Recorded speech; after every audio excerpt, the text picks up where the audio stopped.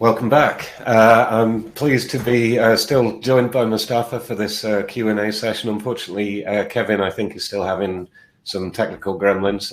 It wouldn't be a virtual conference without one or two of them. But we're happy to take your questions. Anything on this zero trust approach, the integrated solutions, how it fits into the wider cybersecurity piece.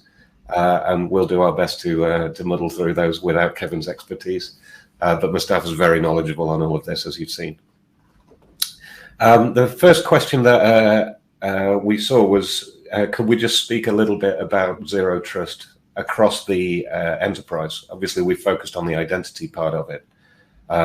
So Mustafa, we talked about not trusting the identity component. What are some of the other elements that we might take a zero trust approach to? So, well, one thing might slightly also touch base on the identity side, but there's the concept of least privilege, right? So with zero trust, so aside from verifying each and every request and ensuring that's the right person that is trying to access the resource, we also need to ensure that everyone is operating in a least privilege model, which means basically no one should have more access than they need to do their day-to-day jobs, right? Another part of that is also the kind of the just-in-time piece of access, which is perhaps certain users may need like elevated levels of access, but not all the time. So besides the whole concept of least privilege, you also need to ensure that any additional kind of elevated levels of access are only granted on the specific time that they need to have that, and they're removed further afterwards. And then finally, you have the continuous monitoring, right? So, and this is where you can also bring in a lot of different areas, not just identity. So, with identity, of course, we can continuously monitor the access that people have. However, that also brings in a lot of different areas of your architecture, which is, think of network security, monitoring, IPS systems. So pretty much looking into all of those different traffic, analyzing the different trends of who is accessing what, the behavior of different devices, identities, users, and kind of trying to spot any anomalous trends of access within your whole organization. Yeah, it's a really good answer. I think, again, in the session, you touched on this. That keyword is integration and empowerment of the admin function. So by integrating your asset management, your data repositories, understanding where an attacker might be trying to get to, with the knowledge of who those people are that are accessing that, with where they're coming from, putting contextual authorization around that. So saying, we might trust Mustafa logging on from his home network, but if he's on McDonald's Wi-Fi, we want to strip those privileges back. We've never had more control over not trusting by default and actually securing our data and assets. Yeah, and I think integration is really key from what you just mentioned, right? So think of your traditional, maybe SIM solution or where you're getting certain alerts or incidents to a security professional. So without having that kind of deep integration between, maybe SIM solution, the identity governance solution, your HR system, think of the information that security analyst gets. So maybe they get an incident that says, hey, this account looks like it's compromised, where the first question would be, well, who owns that account? Having that connection back to identity governance, having that identity connection back to HR kind of explains, all right, well, I know that this system account belongs to this person, as in kind of a human being, or maybe belongs to a certain system. And then the next question could be, well, what other, all right, we detected there's some compromise. Well, what other access does that person have? Because potentially that could lead to a kind of, some sort of additional compromise in different systems other than the ones that we just detected, right? So again, that integration of kind of building that tree. And, well, now we know that, this touches based on, there's some privileged access and privileged accounts and privileged systems that identity has access to. Well, let's go into, BeyondTrust, for example, being the PAM solution, and try and kind of lock that down and just kind of understand, replay any sessions that were used by that user within the last couple of days to understand, has there been anything out of the norm that happened or not. So really, as you said, integration is very key in kind of bringing everything together to give you that best result. Yeah, absolutely. And the ability, I think what you're talking about is, I always try and translate it into sort of CISO speak.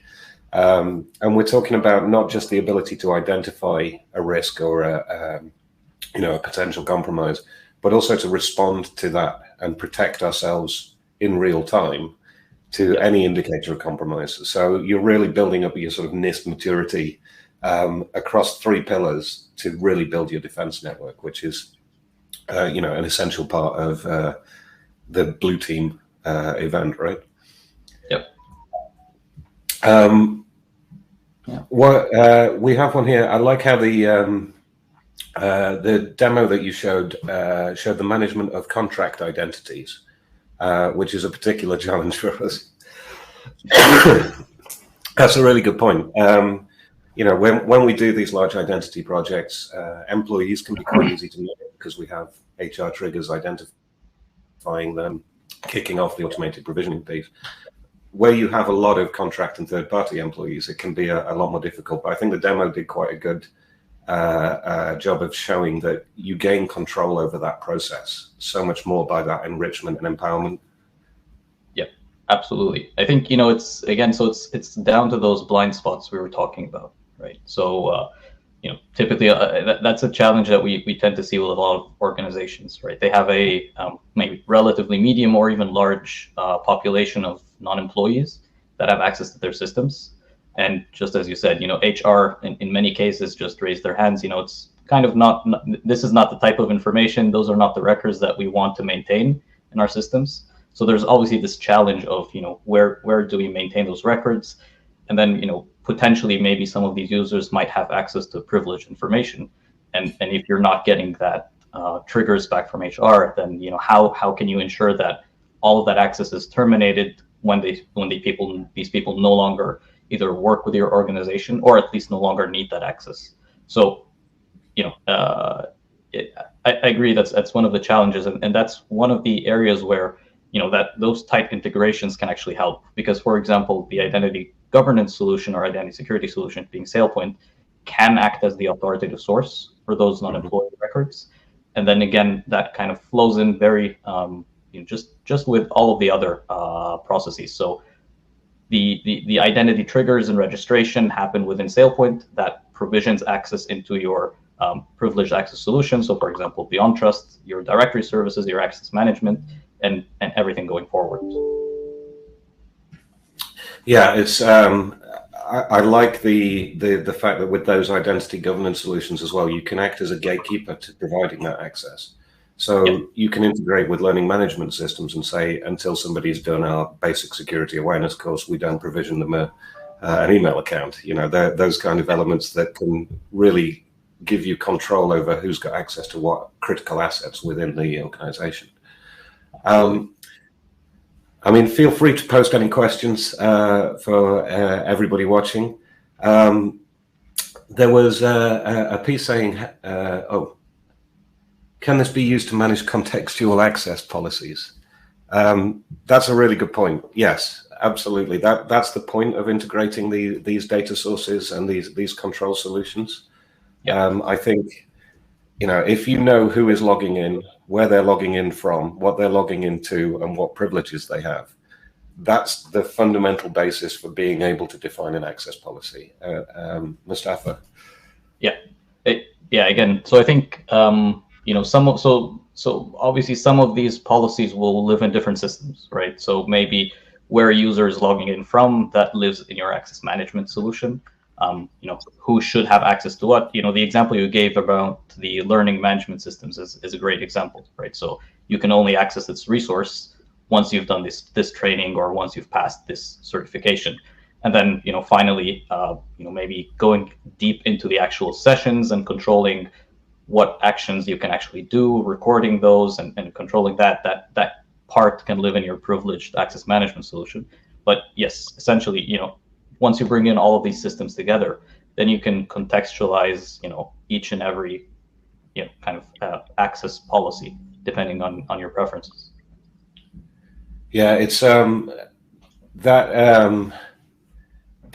takes on the certifications that you mentioned there takes on an even more interesting flavor when you start to move out of IT and into OT.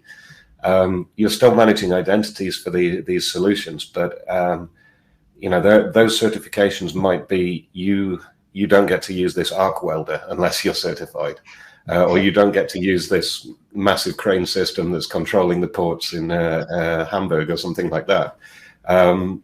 I like the idea that you've got such a good level of visibility over who is not only coming into your systems and data, but also who is protecting you, because really the people are the firewall there.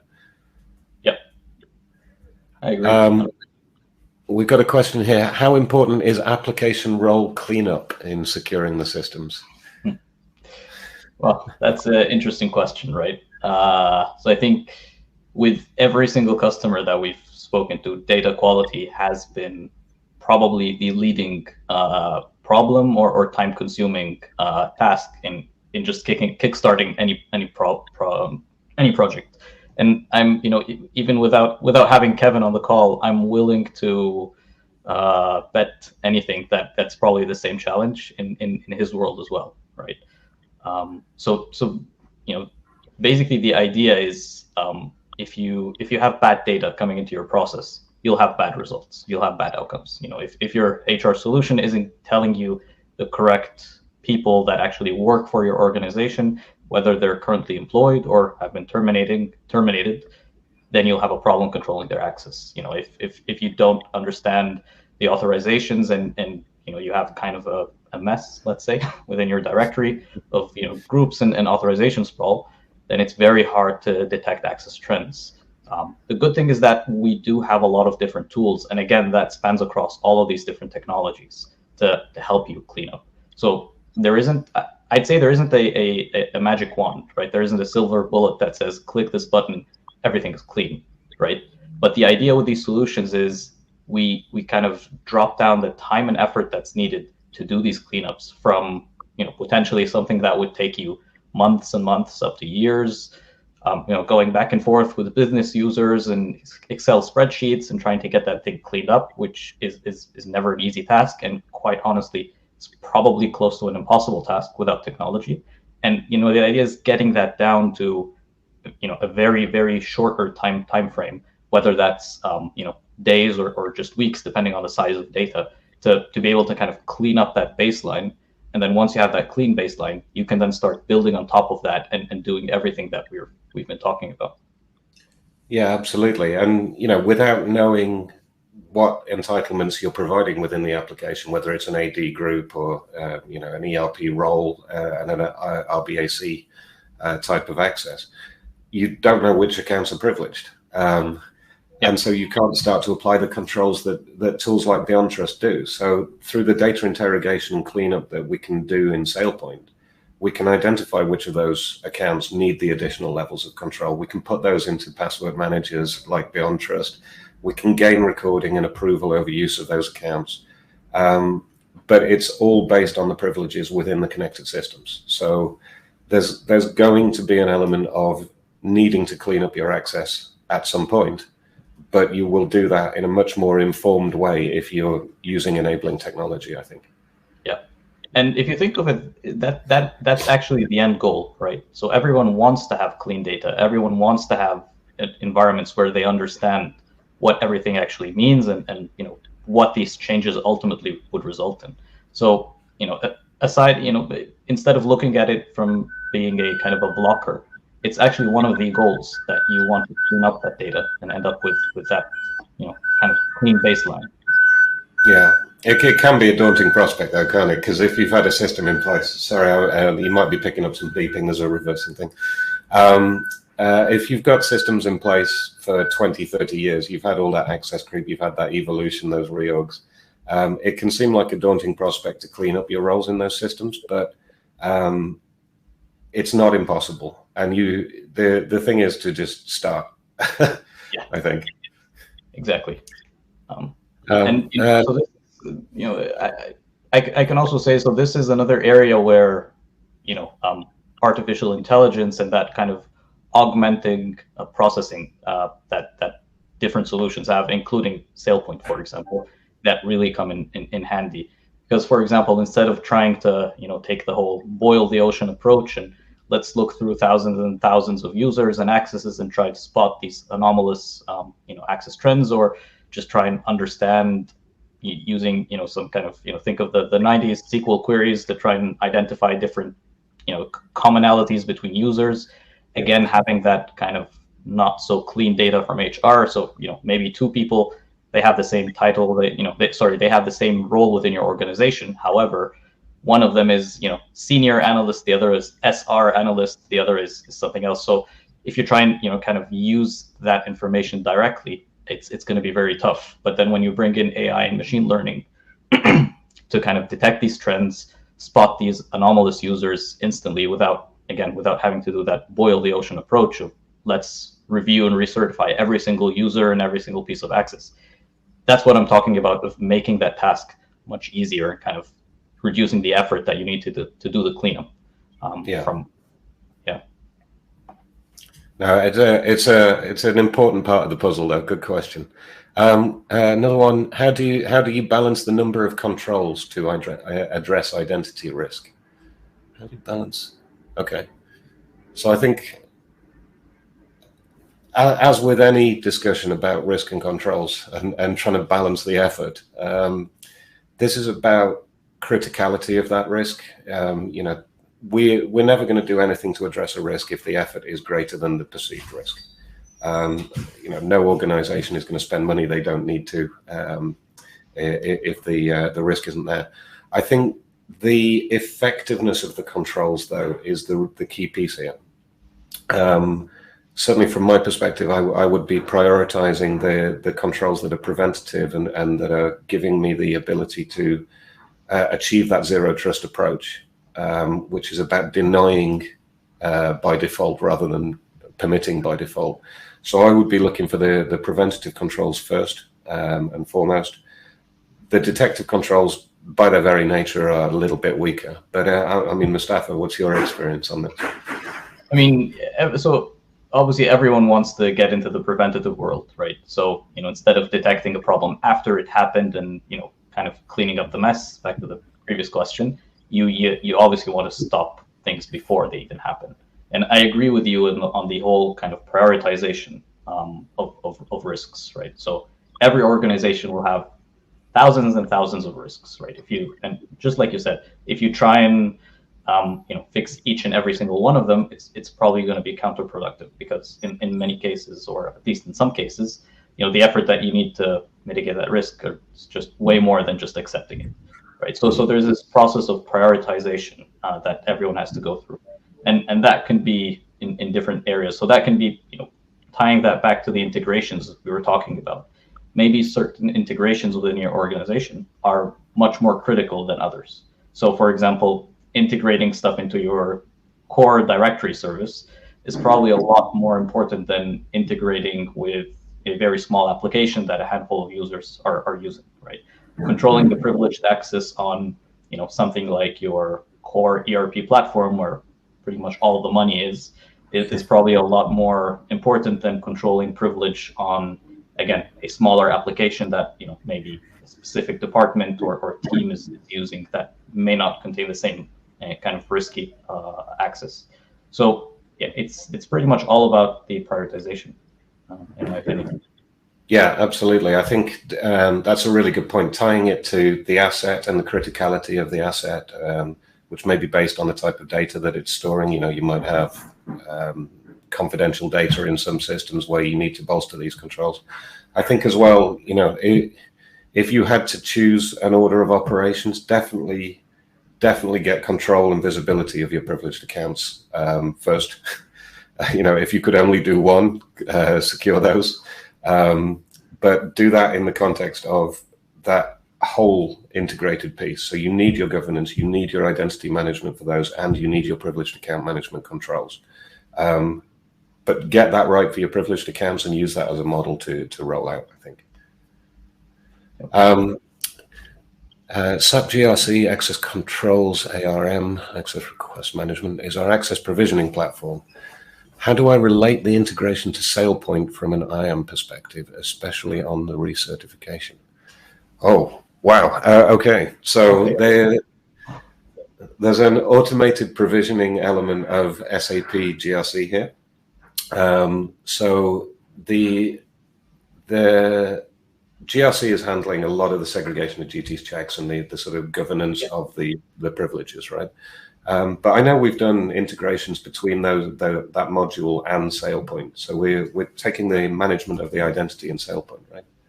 Yeah. So from an integration perspective with SAP GRC, so we, at SailPoint, we have an out-of-the-box integration with SAP GRC. So that allows us to pull in all of the roles that you define within GRC, and then potentially provision and deprovision all of those roles through GRC to all of the connected SAP systems.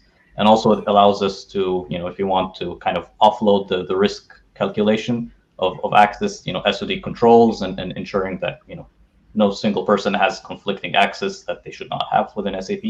We can offload that calculation to your existing rule books within SAP GRC. And that would essentially kind of be the determining processing of whether an access request should be provisioned or not. So we have out-of-the-box integrations with SAP GRC.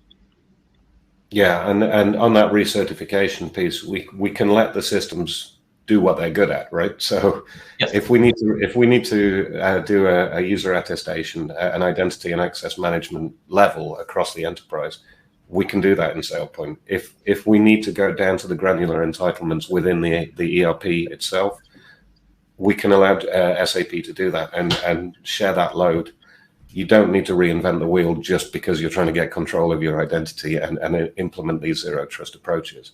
And I think, GRC can play a key role in that zero trust journey because it is managing who has entitlements within the application. Somebody said, how important is the role cleanup? GRC allows you to clean up those risks in the roles and ensure that you're only provisioning entitlements that aren't introducing new risk within core business processes. Yeah. So I think, if you tie that back to what we were talking about with zero trust at the very beginning of the session, right? So least privilege is a very important concept of zero trust. Now, it doesn't really help if you're provisioning a role for a specific title or a job function, and that role is over provisioning access. So that kind of defies the whole purpose of having these roles and goes against the least privilege model. So yes, having a clean role structure that does not over provision or under provision access is very key. Yeah, it's a really good one. On a related one, I've got one here. Data loss prevention scenarios, I think, is DLP, isn't it? Yes. So the question, is how useful are these integrations in DLP scenarios? So DLP is a large and complex area, but when we're talking about exfiltration of data or accidental destruction of data, right at the start of the previous session, we talked about verifying the request, right? So understanding who is making that request for data, and then verifying that it's from a trusted source with a trusted network and identity that we understand and who is tied to that. I think we also spoke earlier about tying that to assets and data that's resident in there. If you've got control over that end-to-end journey, you have control over where your data is resident, how it is being processed, and where it is ending up. Identity is core to that. Like it genuinely couldn't be more important. So the ability for people to exfiltrate this, and as we talked about those integrations, with XDR solutions and SIEM and indicators of compromise, if you see a sudden network connection pointing to a server in North Korea, tied with suspicious identities making requests for data, you have much better control over that end-to-end data lifecycle management journey, which gives you a much better foundation for your DLP sort of defense, I think. Yeah. And that's also one of the areas that at SailPoint we actually focus on. So the whole world of unstructured data and kind of visibility into what type of data exists where, who has access to it, and who is actually using it, who potentially is the owner of that data. That's also one of the areas that we focus on at SailPoint. So it's not just application access, it's also data access and unstructured data governance. So effectively, instead of saying, well, who has access to these privileged accounts on system X, you should also be able to answer, well, who has access to any PII data or PCI data? Who has access to information about my customers or clients or email addresses from marketing lists? Should they actually have that access? And who's actually actively using that information? So for example, maybe someone downloading 1,000 files at the same time, but they are, I don't know, cafeteria food pictures is not as risky as one person downloading a file that contains a list of credit card information and trying to send that over. So it's contextualizing those requests again is a key area for us as well. Absolutely, it's it's all about that verification piece. It's a real challenge. Another one came in whilst you were talking. How do you manage that data challenge in the context of shadow IT? I think I know who's asked that and then deliberately trying to trip me up. It's a really good point, though. We have far less control organizationally over the IT landscape. Your data could be resident in a spun up cloud solution tomorrow that a local manager has bought on their credit card, and that's now their financial control system, despite the fact you've got a company-wide ERP. I think, again, we come back to visibility, integration, and identity. Yes. Who is doing what, with what, and how do we see it? Yeah, it all comes back to integration, right? Just like you said. So at SailPoint, again, the kind of the shadow IT story is one that is very interesting to a lot of customers. And again, it's one area that we try to manage with, for example, our SaaS management module. So again, integrating SailPoint, the identity platform, with the likes of your single sign-on solution to detect. Right now it's very easy for anyone to just go out to a SaaS application, sign up, maybe for free, kind of use that login with my corporate account, and then all of a sudden, there's this application out there in the cloud which has not been vetted by your IT department. You have no idea where it's hosted, what security controls, and all of a sudden it has some corporate data out there, just because someone kind of logged in with their corporate account and allowed access to maybe a calendar or just some basic corporate information. At the same time, maybe someone else is just signed up to another SaaS application out there, is paying with a corporate credit card or even a personal credit card, and just expensing through your expense systems. So having that integration, which we provide into that single sign-on platform, your expense system, your accounting platform, and seeing the actual footprint of which software vendors you're integrating with or interacting with one way or another, gives you that better visibility. And again, it's not just identity, right? So there are a lot of other solutions that you can integrate with that can give you better visibility. So think of CASB solutions and all of that. So it's all down to integration, right? And that's why just like in this session, so for example, SailPoint and BeyondTrust, that's why we're very keen to have these strong integrations, because eventually that means better security for everyone. Absolutely. And sometimes the only time we get visibility of these applications is when somebody says, I need a privileged identity because I've got this app that needs to connect to the network or whatever. And you're like, where the hell's this come from? So so we're almost out of time. Mustafa, thank you very much. Hopefully that's been interesting for everybody. Thank you for the questions that have come in. Up next, we have St. James Place talking about their successful privileged account management project, which hopefully will speak nicely about everything that we've touched on here. Apologies that Kevin wasn't able to join us. He's obviously got some fairly serious technical gremlins, but Mustafa, thank you so much for stepping ably into the breach. Thank you, Tom, and thank you for having me on today. And I wish everyone has a nice rest of their day. Enjoy the rest of the conference.